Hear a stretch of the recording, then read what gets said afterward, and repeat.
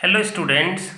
So in the continuation of this chapter motion in a plane, we have started vector, and in vector algebra I have introduced what is vector in the last class, and types of vectors were explained in the previous class. Now I am going to start vector algebra. It means simplification regarding vector. Vector algebra means how vectors are added, how vectors are subtracted, how they are multiplied, how their division will take place. So students, first we start the addition of vector. So there are different methods for addition of vector. Okay, we will study them one by one.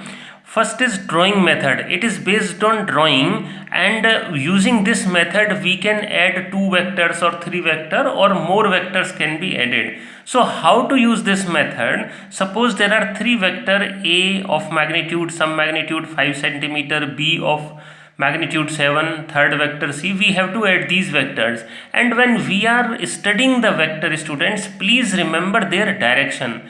Please look into the direction which is given by the arrow is showing the direction of a given vector. So there are three vectors, you can see their direction, and we have to add three vectors a plus b plus c. So here we cannot add them like this, 5 plus 7 plus 4, it will be 12 plus 4 16. No, it will not come 16, because this is not a scalar addition. We are not doing the scalar numbers, we are adding the vectors. Okay, so vector addition is different, centrally different from the scalar addition.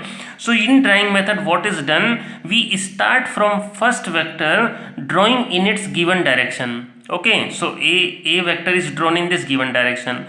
Now the tail of B is joined to the head of A, means head of this vector is joined to the tail of B, and then B vector is drawn in its given direction.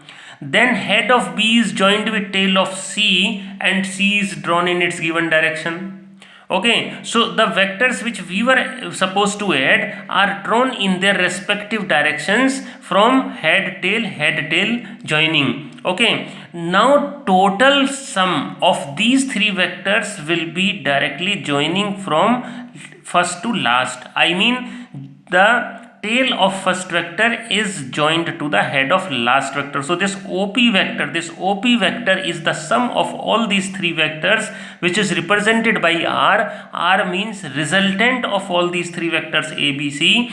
So R vector is equal to A vector plus B vector plus C vector, and length of this line OP will give the magnitude, and this angle theta is giving the direction. So if you measure this OP, it will surely not equal to 5 plus 7 12 plus 4 16 के बराबर ये नहीं होगा. So now you can have an idea how scalar addition is different from vector addition. So this is a simple method.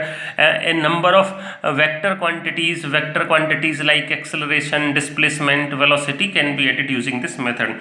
Now next is triangular law of vector addition. There is a law for vector addition, that is triangular law of vector addition or polygon law of vector addition. So in this method, students, the number of vectors are represented by consecutive sides of a polygon. It may be a triangle or rectangle, or maybe any figure, it may be a polygon.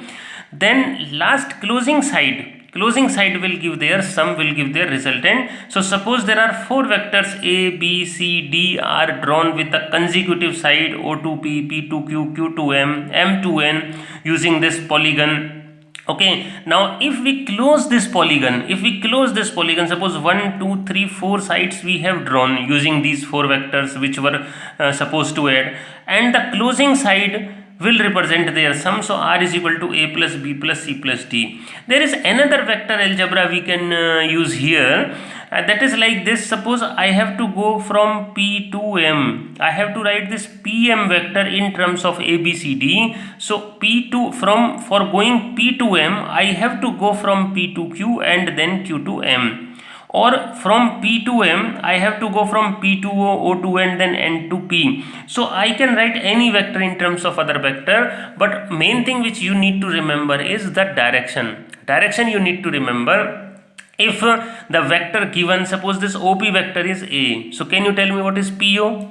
PO is opposite, so opposite vector is a negative vector, so PO is equal to minus A, PO is equal to minus A. Suppose PQ is given B, so what is QP? QP is minus B. So if a vector is reversed in its direction, if the direction of a vector is reversed, then it becomes a negative vector. Now next, very important law, very important law, extensively used this law for vector simplification. Please listen it very carefully, please listen it seriously, students, understand it very seriously. Parallelogram law of vectorization is used to add two vectors. According to this, if two vectors are represented by two adjacent sides of a parallelogram, then their resultant is given by the diagonal of parallelogram. So R vector is equal to A plus B, and magnitude of their sum under root A square plus B square plus 2AB cos theta, and direction is given by tan alpha is equal to B sin theta upon A plus B cos theta. So students, here there is a diagram. So I have drawn one parallelogram, one adjacent sides OP represented by vector A, other adjacent sides OQ represented by vector B. Now parallelogram is completed. OPMQ, diagonal is OM, so diagonal will give the value of R is equal to A plus B. Now our job is to find the magnitude of this vector R and direction of this vector R, which is making an angle alpha with P vector, and theta is the angle between these two vectors A and B. So simple trigonometry we can write using this sin theta cos theta in triangle PMN. So this is done later, but initially what is done, we extend this P to N and draw a perpendicular from M on this side. We join MN. Okay, so now we have right angle triangle ONM or PNM. So in this triangle PNM, I can write my sin theta and cos theta. So using sin theta and cos theta, we can have MN is equal to B sin theta, because this is B vector. So it will also be B parallelogram. A vector, it will also be A parallelogram. Opposite sides are equal. So MN is B sin theta and PN is B cos theta. Now what we do, students, in triangle ONM, if we use Pythagoras theorem, so hypotenuse square is equal to base square plus perpendicular square. Okay, in this triangle ON can be written as OP plus PN. So this is A plus B cos theta whole square plus B sin theta whole square. So if whole square is expanded, it will become A square plus B square plus 2AB cos theta plus B square sin theta square theta. So one term cos square theta plus sin square theta will become 1.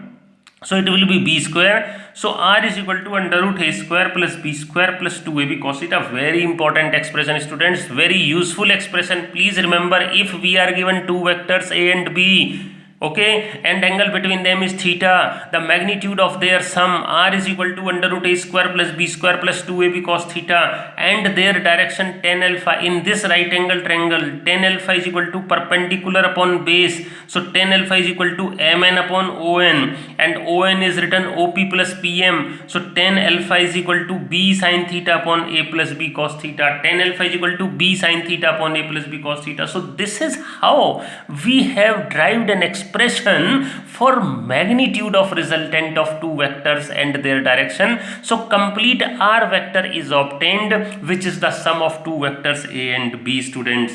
Now special cases can be discussed, in which case resultant will be maximum, in which case it will be minimum. So if two vectors are parallel to each other, so angle between parallel vector is 0 degree. So R is equal to A plus B, which is the maximum value of their sum. A plus B means if two vectors are in the same direction, they are added as a simple scalar.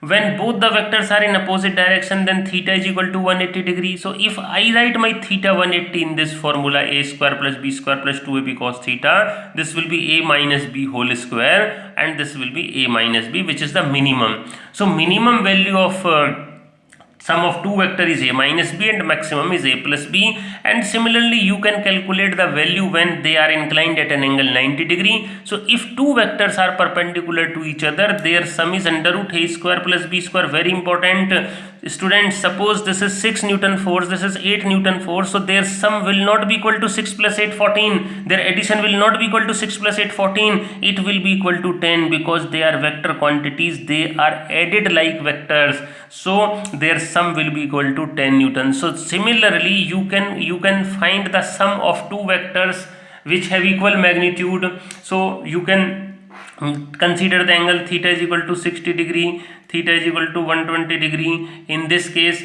and take magnitude A is equal to B. So in this way different situations can be considered and we get the different results. So we'll continue in the next class. Okay, thank you and thank you so much.